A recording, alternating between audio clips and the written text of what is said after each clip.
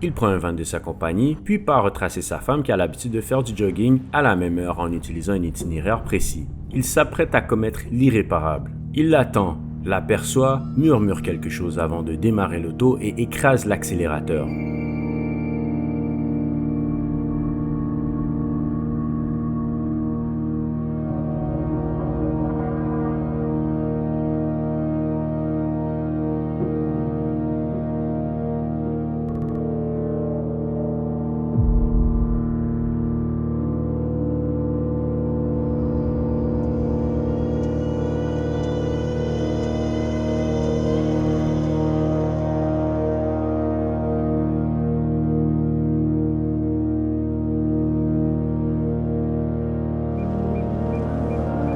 Il s'assure de l'achever consciemment ou inconsciemment alors qu'une vague d'émotions s'empare de lui.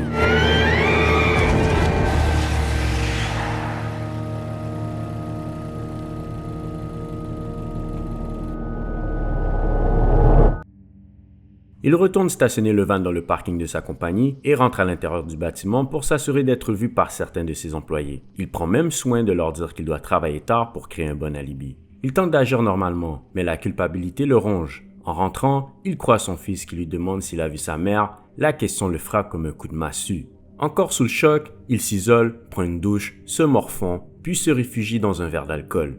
Mais voilà, sa femme rentre à la maison. Qu'est-ce que tu fous là?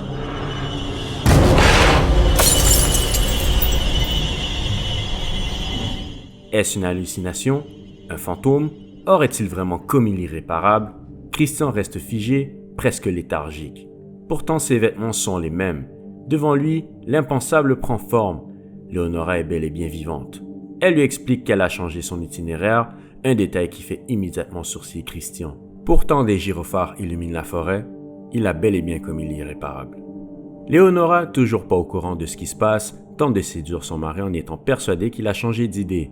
Elle s'y prend très rapidement malgré l'énorme dispute que sa liaison a causée tout juste quelques heures plus tôt. Ce qui est troublant, c'est qu'elle y croit vraiment. Clairement, elle cherche à rétablir son emprise sur un homme qui ne veut plus faire partie de sa vie, un homme qui vient de lui admettre qu'il n'a jamais autant aimé une femme de sa vie en parlant de sa maîtresse. À ce stade, sa volonté de contrôle et de se faire désirer par cet homme frôle la folie. Dans la scène suivante, leur voisin Kim vient leur apprendre la nouvelle de la femme qui a été happée par une auto. Christian s'arrange pour partir en douce, tandis que sa femme part observer la scène de crime. Inconsciemment, un doute commence à s'installer dans sa tête. Plus tard, l'enquêteur arrive avec son collègue, ils interrogent le couple. Le comportement de Christian ne trompe absolument pas les policiers. Il est crispé et mal à l'aise. Il voit bien qu'il cache quelque chose. Au même moment, Xenia, qui n'a plus de nouvelles de son amant, lui envoie des SMS. Christian a sa part de faute, c'est vrai, mais là, il est déchiré entre son amour pour Xenia, sa femme qui ne veut pas le laisser partir, et la possibilité de finir en prison soit à cause de Léonora, soit à cause du crime odieux qu'il a commis sur la mauvaise personne, ou les deux. Ça va mal, très mal pour lui. Il décide de visiter la scène de crime où des proches de la victime ont laissé des messages d'adieu. Pris par la culpabilité, il décide de se rendre. Arrivé au poste, le policier de la réception lui dit brutalement qu'il est occupé et l'envoie s'asseoir pour l'attendre. Mais Christian reçoit un texto de son fils, il reste songeur un moment et décide de partir alors qu'un journal télévisé rediffuse les détails de son crime. Durant la même journée, Léonora découvre que sa carte de points pour le lavage auto a été utilisée à son insu. Vous vous souvenez que vous m'avez vendu cette carte? Vous êtes l'experte en maths. Oui. Il y avait 200 couronnes dessus. J'en ai dépensé 79 pour un lavage or. Il devrait rester 121 couronnes sur la carte et pourtant ce n'est pas le cas. Vous vous en êtes servi 2 fois. Non, une seule fois. La première fois c'était le 15 à 9h27 et la deuxième fois c'était le 17 à 22h18. Mercredi? Après quelques vérifications, elle comprend l'impensable. Son mari a tenté de la tuer. L'espace d'un instant, le prédateur est redevenu la proie. Elle a failli voir sa vie stoppée net par celui-là même sur lequel elle s'acharne à maintenir une emprise maladive. Elle le confronte avec des preuves irréfutables. J'ai pas compris pourquoi j'avais plus de crédit sur la carte que je venais de prendre. Viens voir.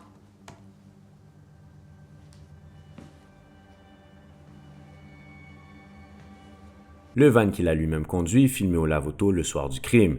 Christian panique, mais tente maladroitement de garder son calme. Il bégaye, s'enlise dans ses explications, tandis que Léonora s'agite. Leur fils entre alors dans la pièce, intrigué par l'inquiétude inscrite sur leur visage, sans comprendre ce qui se trame. Les parents l'éloignent aussitôt, Leonora implacable appelle l'enquêteur et prend ses distances. Arrêtons-nous ici car il est temps de bien analyser la situation. J'appelle tout de suite la police. Leonora, malgré la panique qu'elle démontre, sait ce qu'elle fait. Elle appelle la police, mais avant de le faire, fait part de son intention à haute voix, regarde son mari s'agiter, s'écrouler sous la panique droit dans les yeux, et dit au policier au téléphone qu'elle a des renseignements sur le drame. Il lui prend même son téléphone pour désespérément tenter de mentir à l'interlocuteur. Malgré l'urgence de la situation, elle ne dénonce pas immédiatement son mari qui a pourtant tenté de la tuer et qui est là devant elle. Non, elle le fait languir. C'est prémédité et calculé.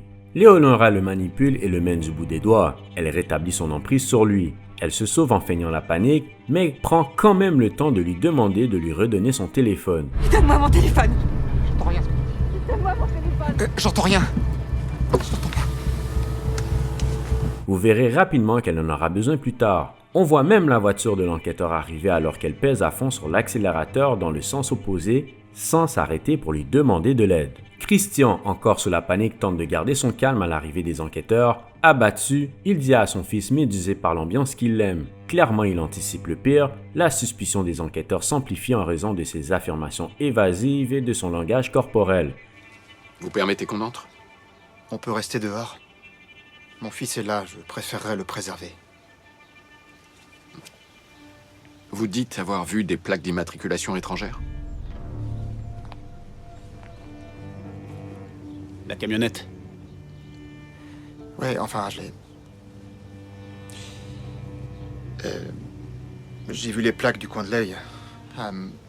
Avec tous les cambriolages qu'il y a eu dans le coin, je fais attention aux véhicules étrangers. Mais ils n'ont pas de preuves contre lui. Étrangement, sa personnalité évitante lui évite la prison à ce moment-là. En même temps, Leonora rend sa manipulation évidente en ordonnant son mari de la rejoindre dans un resto à 21h via texto juste après l'intervention des enquêteurs. Le téléphone, c'était pour ça. Comme prévu, il la rejoint. Leonora est visiblement préparée et la première chose qu'elle lui dit est ceci. Tu comprends pourquoi je t'ai dit de me retrouver ici? J'ai beaucoup réfléchi ces dernières heures. J'ai essayé de sous-peser et de jauger tes crimes sur... Comment on dit déjà? Sur la balance de la justice. Je suis convaincue que les 3 enfants que tu as privés de leur mère méritent que tu passes le reste de tes jours en prison. Oui. Leonora poursuit en lui disant qu'elle sera toujours en danger à ses côtés. Mais il reste un gros problème. Ma vie sera toujours en danger. Arrêtons-nous ici, car cette phrase est déterminante pour la suite. Elle exploite sans pitié le sentiment de culpabilité de son mari pour resserrer une fois pour toutes son emprise sur lui. À partir de cet instant, elle s'approprie chaque aspect de sa vie. Christian, lui, ne s'en rend même pas compte. Mis à nu devant elle, il est trop occupé à bégayer et à se justifier. Maladroit comme toujours, il la regarde, mais au fond, il ne voit rien. Voici ce qu'il faut retenir sur ces 2 personnages pour bien les comprendre. Leonora était violoniste, un art qui exige une discipline de fer et un contrôle de soi rigoureux. On peut en déduire qu'elle a probablement grandi dans un environnement strict, ce qui explique en partie son caractère extrêmement manipulateur et contrôlant. Elle n'hésite jamais à exercer son emprise sur tout ce qui l'entoure. Le rapport de force doit toujours pencher en sa faveur. Tout doit se dérouler selon ses désirs, que ce soit dans son mariage, la gestion de son enfant ou même le simple lavage de sa voiture. Quitter Leonora, impensable. C'est elle qui doit avoir le dernier mot, qui décide de l'issue de chaque relation, qu'elle soit amoureuse ou amicale. Son ancienne amie Cassandra l'a d'ailleurs exprimé à sa manière lorsqu'elle a parlé à Christian. Leonora est une femme froide, rigide et calculatrice capable d'évaluer ses actions sur le moyen et long terme avec une précision redoutable. Christian, quant à lui, a commencé comme artisan avant de devenir ingénieur. Cela suggère un homme aux compétences manuelles générales, mais sans spécialisation poussée. L'environnement dans lequel il a évolué semble nettement plus permissif et flexible que celui de Leonora. Malgré son ambition et son dévouement envers son enfant, Christian présente une personnalité évitante. Il n'hésite pas à commettre des méfaits quand cela sert ses intérêts, mais tente à fuir ses responsabilités ou à mentir dès que les choses se compliquent. Ses mensonges répétés à sa femme, les promesses sans cesse différées à Xenia, la pression qu'il exerce sur Peter pour faire passer leur fraude fiscale pour une simple erreur, conséquence du chantage de Leonora, et son refus d'assumer les conséquences de son homicide en sont autant d'épreuves. Christian est un homme émotionnel, impulsif, qui agit souvent pour satisfaire ses besoins immédiats. Il pense malheureusement à court terme. Au fond, ce couple devenu rival partage une vérité troublante. Ils sont tous les deux capables du pire. C'est précisément cette noirceur commune qui, paradoxalement, finira par les unir, tels deux esprits divergents convergeant vers un même but. Vous verrez bientôt comment. Je vous ai dit tout ça pour que vous compreniez mieux ce qui va suivre parce que Leonora, après avoir établi et solidifié son emprise sur Christian, lui demande ceci. Leonora, qu'est-ce que je dois faire? Tu vas lui faire ce que tu voulais me faire à moi. À Xenia. Je serai en danger aussi longtemps que ta maîtresse sera en vie. Parce que je suis une menace pour toi. Pardon, j'ai du mal à comprendre ce que tu me dis. Tu me demandes, tu voudrais que... Elle regarde ensuite avec plaisir et sadisme Christian en train de résister désespérément à sa demande. Elle va jusqu'à avouer le meurtre de son ex-petite amie, convaincue que cela les lie par le partage de leurs sombres secrets. Un regard intense, mêlant satisfaction et fanatisme, trahit la dangerosité de ce personnage. Ultimement, Christian accepte d'éliminer sa bien-aimée à contre-cœur. Le contrôle qu'Eleonora exerce est total. Il s'abandonne pour une deuxième fois à cette personne, non pas parce qu'il l'aime, mais parce qu'il ne l'aime plus. La défaite est sans appel, c'en est pathétique. C'est une relation très complexe, où celle qu'on pourrait voir comme la victime se révèle être le prédateur, tandis que le coupable devient la proie. Et tout en bas de la chaîne alimentaire, il y a leur véritable victime. Tout se confirme au moment où les deux complices se retrouvent sur le balcon d'une chambre d'hôtel de luxe. Christian esquisse un léger mouvement vers la gauche, alors que Leonora surgit à sa droite, un geste qu'on pourrait interpréter comme un signe d'embarras, voire de dégoût. Leonora lui demande s'il est prêt, cette simple question pèse lourd sur la balance du rapport de force, elle scelle une fois de plus la capitulation de Christian, enchaîné à ciel ouvert dans cette prison dorée. Elle lui répète les modalités du plan pour qu'il se débarrasse de sa rivale, Christian acquiesce, puis s'exécute le moment venu.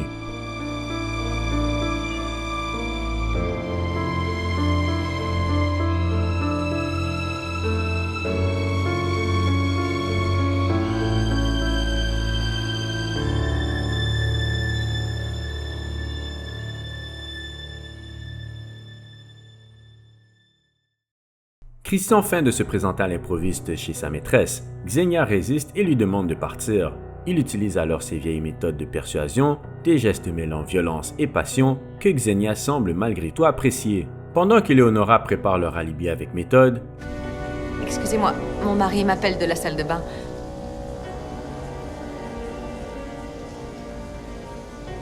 Il a changé d'avis, il préférerait prendre le gazpacho en entrée. » Christian, lui, s'affaire à poser les jalons de son rôle, dans un jeu où la défaite n'est tout simplement pas une option, s'il espère vraiment s'en sortir.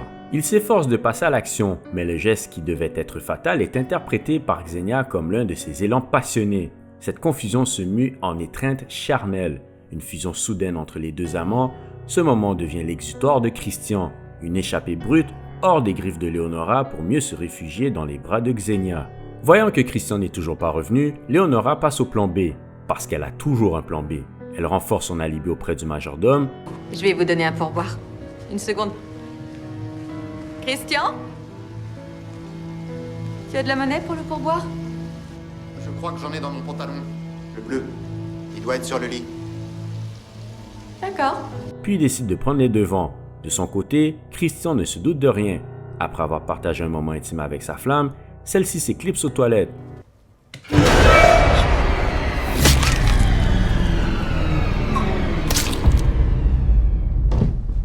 Quelques minutes plus tard, un bruit l'interpelle, il part vérifier et avec stupeur et désarroi, découvre Leonora. Son visage et ses vêtements sont partiellement teintés de rouge. Elle se tient debout, impassible, à côté de son amante, nue étendue au sol dans une flaque rouge opaque. Leonora le regarde droit dans les yeux et lui dit « Je savais que tu pourrais pas. » Elle manifeste encore son besoin de contrôle maladif sur lui et la situation. En résumé, tu ne fais pas ce qu'elle demande, elle le fera elle-même, mais tu resteras sous son contrôle. Rien ne lui échappe. Christian s'effondre auprès du corps de Xenia. Il ne réagit pas, il ne cherche pas à la venger. Il y a déjà beaucoup trop d'enjeux. La boucle est pratiquement bouclée pour Leonora. Tandis que Christian se morfond, Leonora poursuit ses activités comme si de rien n'était. L'enquêteur découvre la disparition de Xenia grâce à un mandat. Il apprend que Christian a été le dernier à lui envoyer un message, un SMS où il affirmait vouloir rompre pour pour se consacrer à sa famille. Un interrogatoire s'impose. Leonora y assiste et prend rapidement le contrôle de l'échange. C'est un avantage certain pour Christian. Son regard perdu et ses silences sont masqués par les réponses précises et calculées de celle-là même qui a éliminé sa maîtresse. On avait une liaison. Pendant combien de temps exactement? Un peu plus d'1 an. Christian et moi sommes ensemble depuis plus de 20 ans et notre fils a été très malade. On a vécu des années difficiles. Vous avez envoyé un message à Xenia dimanche soir. Et vous étiez où? Dans un hôtel. À Congebro Garden. N'hésitez pas à vérifier. Ouais. Leur dynamique de couple, hiérarchisée et toxique, ne semble pas près de s'effriter. Les policiers commettent alors leur première grande erreur, ils orientent leurs soupçons uniquement vers Christian. Ce biais offre à Leonora un écran supplémentaire. À ce stade de l'enquête, aucune preuve matérielle ne les relie directement au crime. Une grande battue est organisée près du lac Forestier. Au même moment, Christian et Leonora assistent à une fête de la Saint-Jean avec des voisins, dont Kim. Christian semble tendu. Leonora lui fait discrètement signe, il doit allumer le feu rapidement. Sur l'autre rive, les chiens renifleurs marquent un point. Quelque chose attire leur attention. Pressé d'éviter toute découverte, Christian insiste auprès de Kim pour allumer le feu sans tarder, sous prétexte qu'un orage approche. Devant la lenteur de son ami, il prend l'initiative, il déplace un canoë vers le monticule de bois, flottant au centre du lac. Kim, à contre-cœur, le suit. Son ami constate qu'il y a une odeur nauséabonde en s'approchant de celui-ci.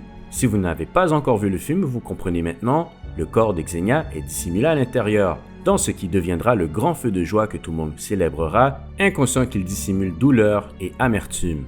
Christian retourne sur la rive et à travers ses jumelles, observe le feu de joie. Il y distingue pour la dernière fois la femme qu'il a aimée, dévorée par les flammes, qui remplace cruellement celle qu'il ressentait autrefois pour elle. Lors de son entretien avec sa fille, ce même enquêteur explique « Lorsqu'un corps est consumé par les flammes, seuls les os subsistent, et il est très facile de s'en débarrasser puisqu'ils deviennent légers. » Les complices vendent leur maison et Christian se débarrasse des os dans un lac éloigné.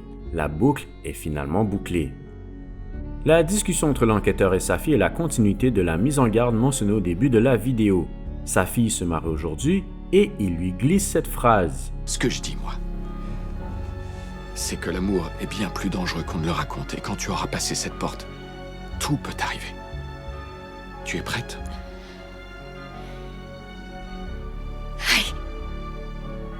Allons-y. L'amour est souvent imaginé comme quelque chose de romantique qui fait rêver et donne des papillons dans le ventre. Mais on oublie souvent qu'il peut aussi être prosaïque, donner des cauchemars et des boules au ventre. Christian et Leonora ne sont plus unis par l'amour, mais par des circonstances aussi pratiques que macabres, nourries par la colère, la haine et un besoin insatiable de contrôle. L'amour est devenu une arme. Je ferai d'autres vidéos du même genre, mais aussi sur des personnages publics connus et même sur des sujets beaucoup plus insolites. Si vous avez apprécié cette analyse, n'hésitez pas à suivre ma chaîne.